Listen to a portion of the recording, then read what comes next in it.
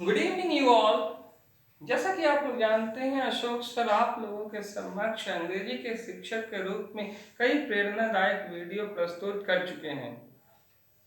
इसी क्रम में अशोक सर आप लोगों के समक्ष एक नवीन वीडियो लेकर प्रस्तुत है। आज हम लोग जानेंगे द सेंटेंस के बारे में कि आखिर सेंटेंसेस होते क्या हैं। अब चलिए, उससे पहले कुछ वर्ड मीनिंग को देख लेते हैं हम लोग। द सेंटेंस रेलिवेंट कुछ वर्ड मीनिंग है, वोकेबुलरी है उसमें। First, today is Friday 25th June 2021, and then of course here word, here pronunciation, here meaning. First one है ACNTENCES, सेंटेंसेज। सेंटेंसेज का अर्थ होता है वाक्य। देन नंबर 2 में GROUP, ग्रुप। ग्रुप में समूह। थर्ड वन है आपका MAKES, मैक्स। मैक्स मीन्स बनाता है। फोर्थ वन है आपका COMPLETE, कंप्लीट। कंप्लीट मीन्स पूर्ण या पूरा। 5 में SENSE, सेंस। सेंस मीन्स अर्थ या समझ। LAUGHING, laughing. लाफिंग मीन्स हंस रहा। Number 7 WORD, word. Word means शब्द। Number 8 PRONUNCIATION, pronunciation. Pronunciation means उच्चारण। Then number 9 meaning, MANING, meaning means अर्थ या भाव। Number 10 MY, my. My means मेरे, मेरा, मेरी। अब चलिए आगे चलते हैं। दरअसल ये जो क्लास है ये एकदम बेसिक लेवल की क्लास है और इसमें छोटे छोटे बच्चों को ध्यान में रख करके ये वीडियो बनाई गई है, एकदम शुरुआती दौर से। ठीक है, जो एकदम शुरू से पढ़ना चाहते हैं इंग्लिश ग्रामर को, उनके लिए बेनिफिशियल है द सेंटेंस को समझना। अब देखिए, द सेंटेंस का जो टॉपिक है इसका हिंदी होता है वाक्य। इसको थोड़ा सा समझने की कोशिश कीजिएगा। नंबर 4 में a word or a group of words which makes complete sense is called a sentence, एक शब्द या शब्दों का समूह जो पूर्ण अर्थ देता है या पूर्ण अर्थ बनाता है, वाक्य कहलाता है। तो बहुत ही सिंपल है, कोई भी एक शब्द या शब्दों का समूह जो पूर्ण अर्थ देगा वो वाक्य कहलाएगा। अब इसमें एज फॉर एग्जाम्पल, उदाहरण के लिए, ऐसे। अब उदाहरण के लिए तो यहां पे देखते हैं, उदाहरण के लिए जैसे में जियो, गो। गो मीन जाओ। COME, कम। कम मीन आओ। अब इसमें थोड़ा ध्यान देने वाली बात है कि सेंटेंस होने के लिए यहां पे जो बताए गए हैं वो ये है कि फर्स्ट कंडीशन है अ वर्ड और ग्रुप ऑफ वर्ड्स, शब्द या शब्दों का समूह जो पूर्ण अर्थ देता हो। शब्द या शब्दों का समूह पहले होना चाहिए। जैसे ब्रिंग, ये एक शब्द है। एन आइडियल गर्ल इज ज्योति, ये शब्दों का समूह है। उसके बाद इसमें जो गौर करने वाली बात है, ये एक शब्द है, दिख जरूर रहा है, वर्ड है, लेकिन इसमें इन साइड में YOU छिपा हुआ है। इसका सेकंड पर्सन है, यू। सामने वाले को ही ऑर्डर देते हैं ना, यू गो, तुम जाओ, तो यू हिडन होता है। वास्तव में इसमें एक सब्जेक्ट है।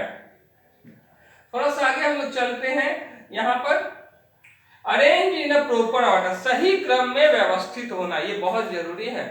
सही क्रम में व्यवस्थित होते हैं, एक सेंटेंस हमेशा सही क्रम में व्यवस्थित होते हैं। जैसे यू आर माई टीचर, आप मेरे शिक्षक है, तो इसका सही क्रम में यहाँ पे सब्जेक्ट है, यहाँ पर हेल्पिंग वर्ब है, यहाँ पर एडजेक्टिव प्लस नाउन का कॉम्बिनेशन है जो कि कॉम्प्लीमेंट की तरह काम कर रहा है। अब इसके बाद हम लोग आगे चलते हैं, इसी में को हम ऐसे लिख देते हैं माई आर यू टीचर, तो यहाँ क्या हो जा रहा है, एडजेक्टिव आ जा रहा है, उसके बाद पॉजिटिव एडजेक्टिव आ जा रहा है, पॉजिटिव एडजेक्टिव के बाद यहाँ हेल्पिंग वर्ब आ जा रहा है, फिर जो सब्जेक्ट है वो आ जा रहा है, और उसके बाद नाउन जो कॉम्प्लीमेंट के तौर पे यूज हुए थे वो आ जा रहा है। तो सीक्वेंस इम्प्रॉपर है, इसलिए जब प्रॉपर ऑर्डर में नहीं होगा तो कंप्लीट सेंस देगा ही नहीं। जब कंप्लीट सेंस देगा नहीं तो is not equal to a sentence. Clear है? अब थोड़ा सा आगे चलते हैं, यहां पर ध्यान देंगे, यू होना भी चाहिए था तो यू की जगह योर होना चाहिए था। योर टीचर, यू टीचर तो कभी होते नहीं। एक प्रोनाउन के बाद कभी भी एक नाउन नहीं आ सकता, ऑलवेज रिमेंबर। अब थोड़ा सा आगे हम लोग चलते हैं, जैसे Neelu buy the pen. Is equal to sentence, Neelu एक कलम खरीदती है, लेकिन हम ऐसे बोल देते हैं अ पेन बाइज नीलू, एक कलम नीलू को खरीदता है। ये सेंटेंस पॉसिबल ही नहीं, एक कलम नीलू को कैसे खरीद सकता है। यहाँ पर कंप्लीट सेंस देने के बाद भी सेंस मीनिंगफुल नहीं है, तो मीनिंगफुल नहीं होने के कारण ये सेंटेंस नहीं होगा, is not equal to sentence. अब थोड़ा सा यहाँ पे आगे चलते हैं, यू आर माई ब्रदर, आप मेरे भाई हैं। यहाँ पर ये सेंटेंस है लेकिन मीनिंगफुल कई बार होते हैं पर समझ में ही नहीं आते हैं। ऐसा हो जाता है यार क्या बोल रहा है। तो जैसे एक बोलगा फुलगा मोलगा थोलगा, अभी अगर हम किसी को बोलते हैं सामने वाले को बोलगा फुलगा मोलगा थोलगा, तो इसका कोई अर्थ ही नहीं निकलता है, सामने वाला कंफ्यूज हो जाएगा। तो जिसका अंडरस्टैंडिंग पॉसिबल नहीं है वो सेंटेंस कैसे हो सकते हैं। अब थोड़ा सा हम लोग और आगे चलते हैं, एक एग्जांपल ले लीजिए, माय नेम इज प्रीति कुमारी, मेरा नाम प्रीति कुमारी है। तो इसमें अगर हम एम को स्मॉल लेटर से लिख देते हैं तो ऑलवेज रिमेंबर ये सेंटेंस नहीं हो सकते हैं। एम को हमें स्मॉल लेटर से नहीं, एक सेंटेंस का ये भी फीचर है कि it always begin with a capital letter. Begin with a capital letter यानी अंग्रेजी के बड़े अक्षर से शुरू होता है, कोई भी एक सेंटेंस है अंग्रेजी के बड़े अक्षर से ही शुरू होता है, इसलिए एम स्मॉल की जगह एम कैपिटल होता है। अब थोड़ा सा हम लोग और आगे चलते हैं, इसमें एक और चीज जो ध्यान देने योग्य है वो ये है कि इसके लास्ट में हर हालत में हंस कर या रो करके एक पंक्चुएशन मार्क होना चाहिए। अब वो कोई भी हो सकता है पंक्चुएशन मार्क, या तो क्वेश्चन मार्क हो सकते हैं, या फुल स्टॉप हो सकते हैं, या एक्सक्लेमेटरी साइन हो सकते हैं। इन तीनों पंक्चुएशनल साइन में से कोई एक होना मस्ट है, अदरवाइज वो सेंटेंस नहीं होगा। जैसे आई एम अ बॉय, यहाँ फुल स्टॉप दिख रहा है तो ये सेंटेंस, अगर फुल स्टॉप हटा दिए तो ये not equal to a sentence. Clear है। उम्मीद करते हैं आपको वीडियो बहुत पसंद आया होगा, सो देखते रहिए। और हाँ, कमेंट शेयर लाइक और सब्सक्राइब करना नहीं भूलिए, और always press the bell icon if you are the newcomer in this platform, in this channel, and then enjoy our life with prosperity. In case of English grammar, in the chapter of English grammar, you will be the best, and others will be rest in the all kinds of tests. Have a nice day.